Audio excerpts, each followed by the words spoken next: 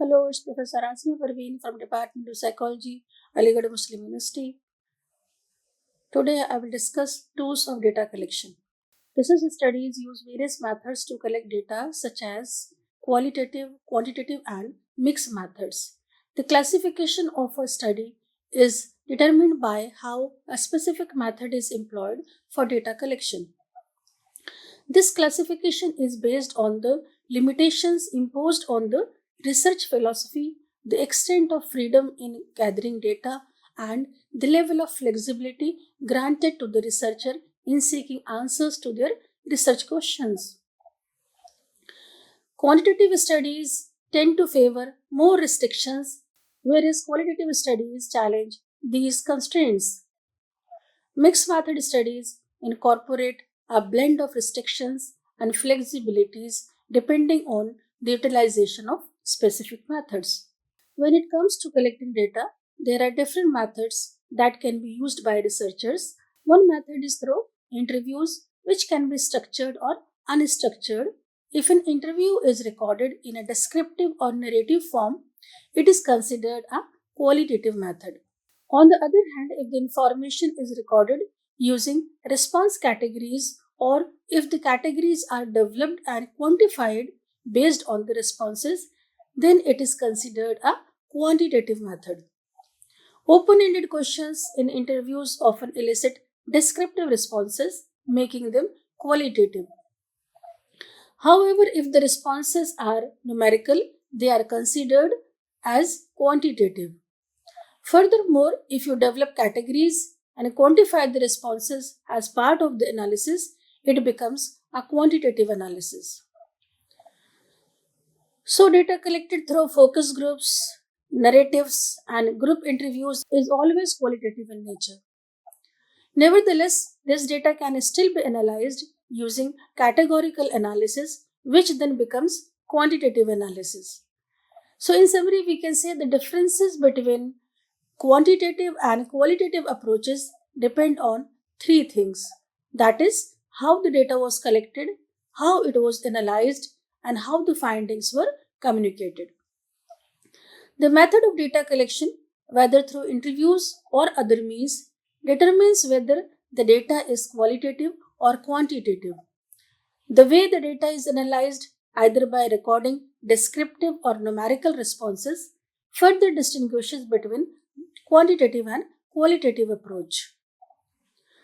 Finally, the manner in which the findings are communicated also plays a role in determining whether the approach is qualitative or quantitative.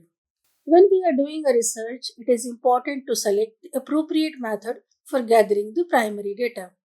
The choice of method depends on various factors such as the subject of study, available resources, and personal skills. However, there are instances where limitations such as insufficient resources or lack of necessary skills prevent researchers from utilizing the most optimal method. In such cases, it becomes essential to recognize how these limitations can impact the quality of the collected data. When we are collecting data, it is crucial to take into account the various characteristics of the individuals being studied. Factors such as education level, age, socioeconomic status, and ethnic background all play a significant role in shaping the data collection process. Understanding these characteristics can provide valuable insights into how to effectively engage with the study population. Moreover, it is important to consider the level of interest and willingness of the participants in participating in the study. Different groups may have varying comfort levels with certain methods of data collection, such as interviews or questionnaires. Some individuals may feel more at ease with face to face interactions, while others may prefer more anonymous methods like online surveys. By recognizing these preferences, researchers can tailor their approach to ensure maximum participation and accurate data collection. Furthermore, the educational background of the participants can also influence their response to different data collection methods.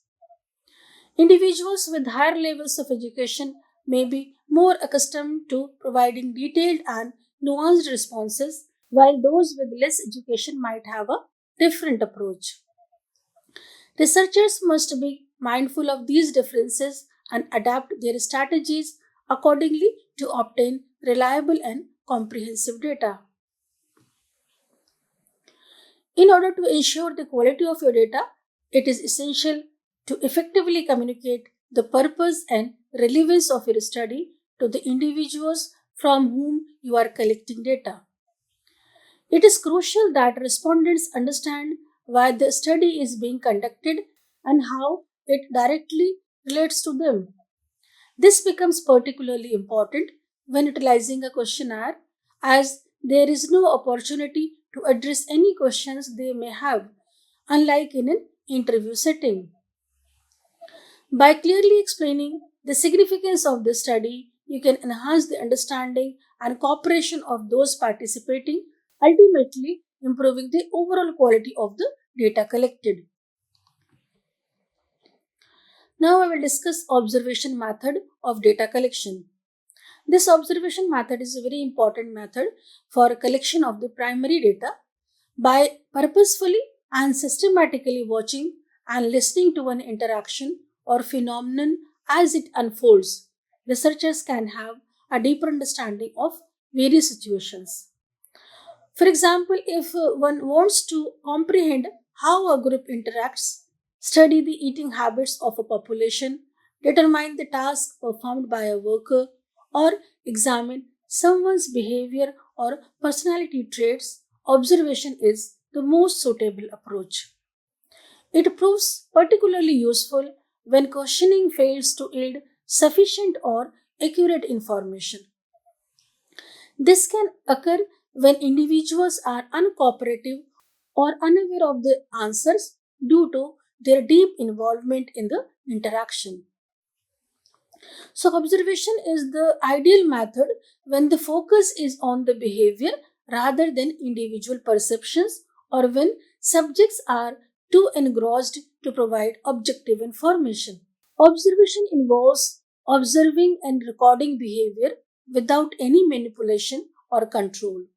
Its main purpose is to describe variables or characteristics of individuals, groups, or settings. For instance, researchers can observe workers on the job, children playing together, or members of a community. This non experimental research method does not allow for causal conclusions to be drawn. In qualitative research, data can be gathered through observation in two ways. First, directly watching people or events such as employees at work, or second one is by asking individuals about their own or others' behavior, like parents questioning their children about their actions at home. The act of observing people's actions hold significance in various fields, including social psychology, developmental psychology, behavior modification, anthropology, and evaluation research. Now I will discuss types of observation. There are mainly two types of observation: participant and non participant observation. The first one is participant observation. It is a method in which researchers engross themselves in a group and actively participate in their activities. This allows the researcher to gain first hand experience and insight into the group's behavior and dynamics. In some cases, the group being observed may not even be aware that they are being studied. For example, imagine you are studying how people react to individuals in wheelchairs. As a student, you would pretend to have a disability that requires you to use a wheelchair. By using the wheelchair in public, you can observe and take notes on how people react to you. Another example of participant observation is when researchers want to understand what it is like to be a prisoner. In this case, the researcher might actually become a prisoner themselves in order to gather the necessary information. They would live alongside other prisoners and collect data to achieve their studies goals. This approach has been used in various anthropological studies, such as when researchers go live with a tribe in a remote area to learn about their way of life. By actively participating in the activities of the group, researchers can gain a deeper understanding of the social interactions, norms, and values within the group. This method allows researchers to capture rich and detailed data that may not be possible through other research methods. Additionally, participant observation can also help researchers to uncover hidden or unconscious behavior and attitudes that may not be apparent through self report measures. However, there are also challenges and ethical considerations associated with participant observation. Researchers must navigate issues of informed consent, privacy, and potential harm to both themselves and the group being observed. So, participant observation is a method of data collection in which researchers actively participate in the group or situation they are studying. This approach is similar to naturalistic observation, which involves observing people's behavior in their usual environment. However, participant observation goes a step further by collecting data through interviews, notes, documents, photographs, and other artifacts. The key distinction between naturalistic observation and participant observation is that researchers who engage in participant observation become active members of the group or situation they are studying. The purpose of using participant observation is to access important information that can only be obtained by someone who is actively involved in the group or situation. This method allows researchers to gain a deeper understanding of the subject matter. Participant observation also helps researchers to capture the complexities of human behavior within its natural context. It offers a unique opportunity to study social groups and situations in a holistic and comprehensive manner. However, it is important for researchers to navigate ethical issues when conducting participant observation. One of the type of participant observation is disguised participant observation. Like naturalistic observation, participant observation can also be conducted openly or secretly. In disguised or covert participant observation, researchers pretend to be part of the social group they are observing and conceal their true identity as researchers. By immersing themselves in the group or situation, researchers can have a deeper understanding and authentic data. They can observe interactions, behaviors, and dynamics firsthand, providing valuable information that may not be apparent from an outsider's perspective. There are certain situations where disguised participation may be necessary, such as when studying protective groups like cults. Despite these ethical issues, disguised participant observation is less likely to cause the group to react differently compared to when researchers openly observe them. One of the main ethical concerns with disguised participant observation is the inability to obtain informed consent from the group being studied. In this method, the researchers join the group without revealing their true intentions, which can be seen as deceptive. Without informed consent, the participant may not fully understand the risk and benefits of being observed, and their autonomy is compromised. This raises questions about the validity and ethics of the research. Another ethical concern is the intentional withholding of information about why the researchers are joining the social group. By keeping their true identity hidden, the researchers are deceiving the group members. This deception can lead to mistrust and harm the relationships between the researchers and the participants.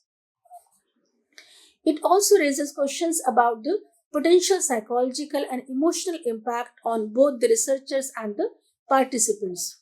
Despite these ethical concerns, there are situations where disguised participant observation may be necessary. For example, when studying protective groups like cults, it may be difficult to gain access and gather accurate information through other methods. Disguised participation allows researchers to immerse themselves in the group and observe their behavior and dynamics firsthand. This can provide insights into the inner workings of these groups and help understand the factors that contribute to their formation and maintenance. Advantages of participant observation method. Participant observation is a valuable method of data collection and it offers several advantages. Firstly, it allows the researcher to study and observe the natural behavior of participants within a group by becoming a part of that group. This means that the people having studied are unaware of being observed, enabling them to act naturally without any restrictions. By closely following their actions, researchers can have a better understanding of their experiences. Secondly, participant observation facilitates the formation of a strong bond between the researcher and the people being studied. This connection allows the researcher to fully participate in activities while still maintaining an objective perspective. This unique position provides valuable insights into the group dynamics and individual behaviors. Additionally, the participant observation method enables the researcher to witness the real behavior of the participants, leading to a comprehensive and detailed case study of the group. It also provides a deeper understanding of the context in which these behaviors occur. Furthermore, actively participating in activities gives the researcher the opportunity to engage in open conversations with other members of the group, and these conversations can delve into different events, their meanings, and their significance. Such discussions deepen the researcher's knowledge in a way that would not be possible through observation alone. This interactive element enhances the richness and depth of the data collected. Limitations of participant observation method. These methods also have certain limitations, and one of the challenges is that researchers must work undercover, only observing and not recording in front of others to maintain their cover. This reliance on memory can be unreliable at times. Another limitation is the potential for researchers to become too involved in the group they are studying, making it difficult to remain objective. Their observations may be influenced by their own memories and experiences, leading to selective reporting. Emotional involvement can also lead to biased interpretations. Researchers may unconditionally support the group, adopting their views and behaviors as their own. This can result in a personal viewpoint rather than an objective or scientific report. The researchers' close proximity to the group members intensifies their experience by also limits the range of their observations. They may miss important details because they have become too familiar with the group. Furthermore, being close to the group can lead to involvement in conflicts and taking sides. This compromises the objectivity as an impartial observer that everyone is willing to cooperate with. These limitations highlight the challenges faced when using participant observation methods. Researchers must navigate the delicate balance between immersion in the group and maintaining objectivity in their reporting. It requires careful consideration of the potential biases and limitations that can arise from emotional involvement and close proximity to the group. Another limitation of participant observation is that researchers must remain mindful of their own biases and preconceptions as these can shape their observations and interpretations. Next category of observation is structured observation. We can observe behavior of people in different ways, and one of the method is structured observation. This method involves carefully watching specific behaviors in a more organized setting, such as a laboratory or a structured natural environment like a classroom. Unlike naturalistic or participant observation, structured observation often includes introducing specific tasks or social situations for the participants to engage in.